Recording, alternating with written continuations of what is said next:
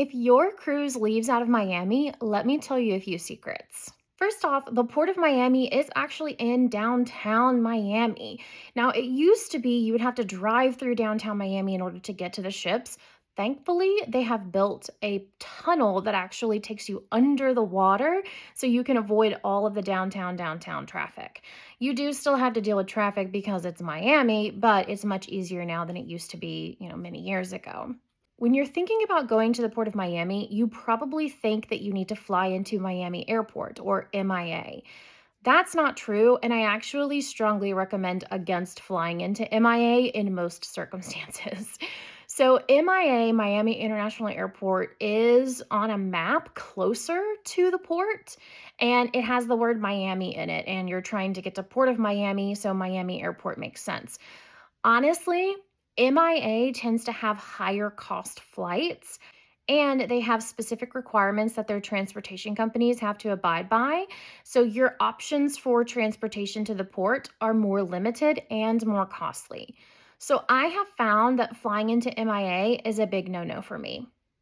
The other airport, which is not in Miami, is called Fort Lauderdale Airport or FLL. That's the airport code. These flights tend to be cheaper. The airport itself is smaller and less busy, and they don't have those same type of restrictions for the transportation companies. So I've never had an issue getting transportation booked from FLL to the Port of Miami. Booking Ubers or Lyfts or even taxis from either of these airports is a little bit tricky. It is possible to get an Uber or a Lyft or a taxi. It's just going to cost you a lot of money.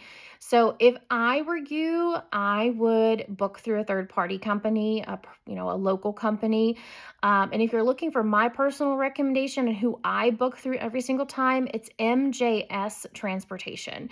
I'll throw their link down here in the caption, but I use them literally every single time. They pick you up at the airport or surrounding hotels, okay?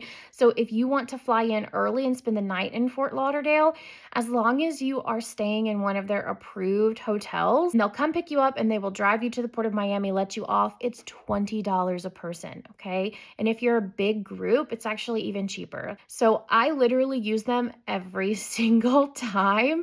They are super fun, super sweet. And on the drive down to the port, they actually give you a little tour and point out all of the fun places in Miami that you are passing. So it's almost like a two-in-one, a tour and also a transportation. So yeah, in summary, if you're cruising out of Miami, you have two different options for airports that you can fly into, MIA and FLL. If you want my recommendation after having cruised out of the Port of Miami more times than I can remember, FLL is the best option. It's generally cheaper, less busy, and you can get transportation from there, no problem.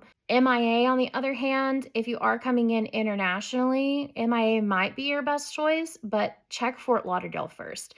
You might be pleasantly surprised.